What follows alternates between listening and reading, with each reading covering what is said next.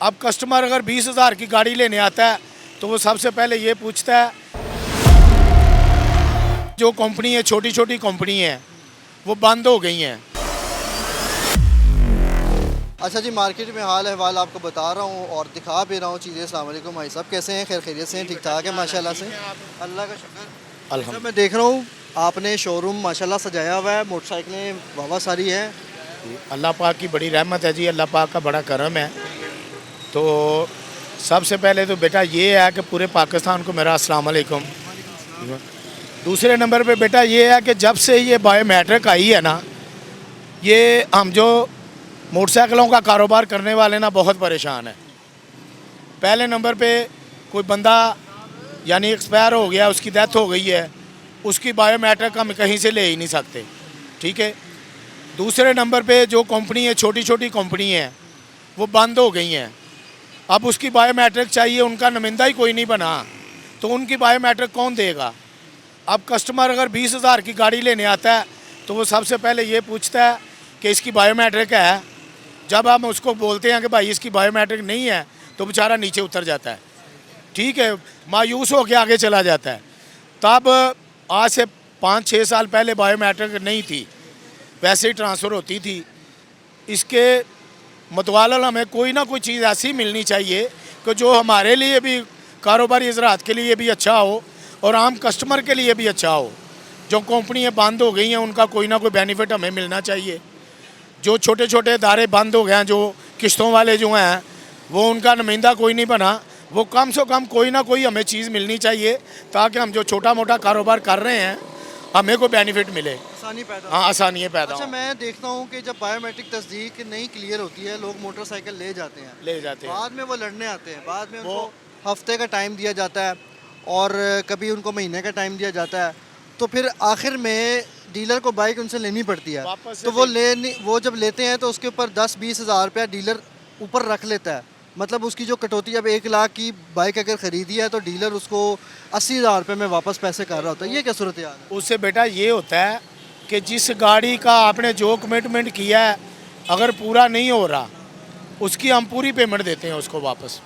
उसमें प्रोग्राम में मेरे साथ बड़ी झड़प हुई हुई थी। होगी, आपके साथ हुई होगी, लेकिन जो हमारा जो तरीक़ाकार है, अदरवाइज सारे कारोबारी हज़रात हैं, लेकिन ये हमारी ज़्यादती, अगर किसी के पैसे काटते हैं तो जो बंदा पीछे वाला होता है ना, जिसके नाम पीछे गाड़ी है, वो हमारे साथ कमिटमेंट कर जाता है जी कि जब आप ट्रांसफ़र करवाएंगे तो 1 महीने का टाइम है, मैं आपको 1 महीने के अंदर अंदर बायोमेट्रिक दे दूँगा। उसकी वजह से हम ज़्यादा परेशान होते हैं। उसके बाद वो हमारा फ़ोन ही नहीं उठाता, हमसे बात ही नहीं करता। अगर पिछला बंदा बायोमेट्रिक नहीं करता, अगले बंदे की बायोमेट्रिक हो गई है, तो भाई मेरे अगर दोनों फ्री बायोमेट्रिक 1 महीने के अंदर अंदर नहीं करेंगे तो वो ऑटोमेटिक जो गवर्नमेंट चलान हमें पे किया होता है वो ख़त्म हो जाता है। उसका दोबारा हमें चलान फिर निकालना पड़ता है, अगर वो पिछले वाला बंदा बायोमेट्रिक करे तो। अगर नहीं करेगा तो जितनी बार भी चलान निकालेंगे वो हमारे पैसे जो हैं ज़ाया होंगे। हाँ जी। अच्छा, क्या ऐसा हो सकता है कि एक डीलर जो है वो बायोमेट्रिक अपने नाम पे करवा ले? वो उसका 1 महीने का टाइम है, अगर उसकी एडवांस बायोमेट्रिक होती है, वो गवर्नमेंट ने हमें ये किया है कि अगर जैसे कि अभी आपने बाइक खरीदी है, जी, बंदा आया आपको बेची है, आप अपने नाम पे फौरन उसी अपने नाम पे करवा ली है। जिस बंदे को हम सेल करेंगे, पहले तो वो हमारे नाम गाड़ी हुई है, आगे जिसको सेल करेंगे तो वो भाई मेरे उसको उसके नाम करवानी पड़ेगी। हमारी तो बायोमेट्रिक हो गई, अगर जो पिछला बंदा है वो ही नहीं करेगा तो गाड़ी कैसे नाम होगी? वो तो हो ही नहीं सकती ना। बात तो पिछले बंदे की है ना बेटा। हर गाड़ी जो है हर बंदे के नाम पे नहीं है। अभी आपके नाम पे कोई गाड़ी है, आप सेल करने आए हैं, आपसे तो बायोमेट्रिक करवा ली, अगर कोई दूसरा बंदा आ रहा है तो उससे बायोमेट्रिक कैसे करवाएंगे? बायोमेट्रिक तो आपकी होनी है। अब इसमें हुकूमत बाला से क्या मुतालिबा है? ये मुतालबा है कि हमारे लिए कोई आसानियाँ पैदा करें, कोई हमें थोड़ा छूट दें। ये मोटरसाइकिलें हैं, ये कितने का कारोबार है? लाख रुपए का, 2 लाख का, 2.5 लाख का, 3 लाख का, इससे ऊपर मोटरसाइकिल नहीं है। गाड़ियों बड़ी तो हो गई, चलो उनकी तो दोनों बंदों की बायोमेट्रिक हो गई, इसकी हमें कुछ थोड़ी सहूलत मिलनी चाहिए कि पिछले बंदे की बायोमेट्रिक नहीं हुई, आगे वाले बंदे की बायोमेट्रिक करवाएं, उससे स्टाम्प करवाएं, जो मर्जी करवाएं, उसके नाम गाड़ी होनी चाहिए। नाज़रीन, आपने गुफ्तगू सुनी है, बहुत शुक्रिया जी आपका। और भाई साहब ने हमें बड़ा अच्छा गाइड किया है कि बायोमेट्रिक तस्दीक तो बड़ी एक अच्छी चीज़ है, मगर इसमें एक आम दुकानदार जो है वो जलील होकर रह जाता है। कभी कस्टमर नहीं आता तो कभी परचेज़र की क्या कहानियाँ होती हैं, और फिर बायोमेट्रिक तस्दीक के चक्करों में जो है वो कितना टाइम भी वेस्ट हो जाता है, पैसे भी ज़ाया हो जाते हैं। अभी जैसे लास्ट प्रोग्राम में हमारी झड़प हुई थी कि भाई कि 20,000 रुपये जो है वो कटौती कर रहे थे, मगर फिर उन्होंने कहा कि जी हम तो पूरे पैसे लेंगे, क्योंकि हमने तो बाइक कितने के लिए जो डील आपके साथ हुई है उसके ऊपर आप पूरा नहीं उतरते हैं। तो फिर इसमें जो है सूरत हाल बड़ी ख़तरनाक भी साबित हो जाती है, और ये सूरत हाल जो है वो बड़ी बुरी भी हो जाती है कि भाई जब उनके साथ डील की हो और फिर जो है वो पैसे उनको पूरे ना मिले। और यहाँ पर भी देखते हैं, बातचीत करते हैं, और मोटरसाइकिलें लोग ख़रीदने भी आ रहे हैं, बेचने भी आ रहे हैं। देखते हैं। अस्सलाम वालेकुम, कैसे हैं? खैर खैरियत से हैं? भाई साहब क्या कर रहे हैं? उससे में देख रहे हैं मुझे। सिक्योरिटी गार्ड का। क्या कर दिया मैंने? सिक्योरिटी गार्ड का। कहाँ के सिक्योरिटी गार्ड हैं? स्कूल के। स्कूल के। तो यहाँ क्या कर रहे हैं? ये गाड़ी भेजनी। गाड़ी बेचने हैं। भाई साहब कितने की बेच रहे हैं गाड़ी? वैसे बहुत मुनासिब ला रहे हैं कि 8,000 दे रहे हैं, 7,000 दे रहे हैं, 10,000 दे रहे हैं। क्या वजह? वहाँ से पुरानी बहुत है। दुकानदार कहते हैं पुरानी बहुत है ये वाली बाइक। तो आपने कितने बोले? 15,000 रुपये। नहीं माने? नहीं।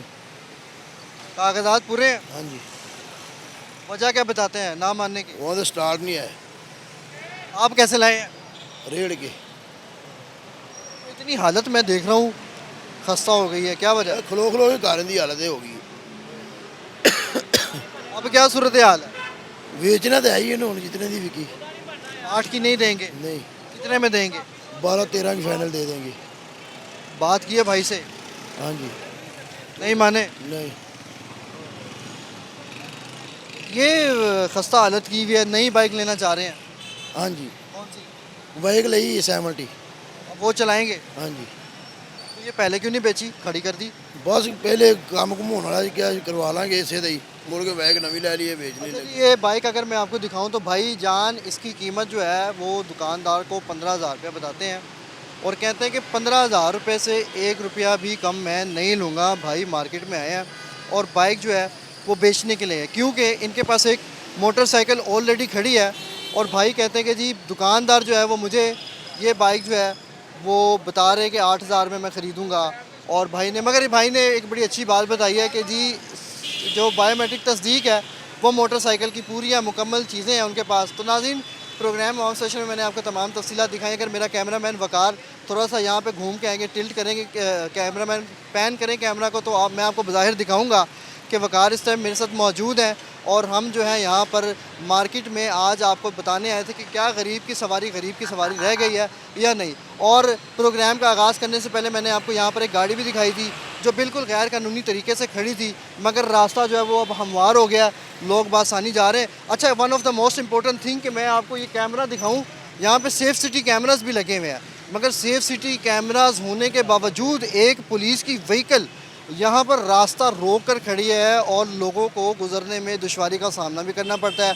और फिर उसमें कोई ड्राइवर भी मौजूद नहीं था। आमने आपको फुटेज में गाड़ी दिखाई कि किस तरह से गाड़ी को जो है वो खड़ा किया गया था, और फिर सेफ सिटी कैमरास के होने के बावजूद यहाँ पर क्या सूरत हाल है, ये भी जो है वो एक गमज़दा जो है वो हालात हैं, और सोचने समझने की फ़िक्र करने की हमें बड़ी इंतहाई ज़रूरत है।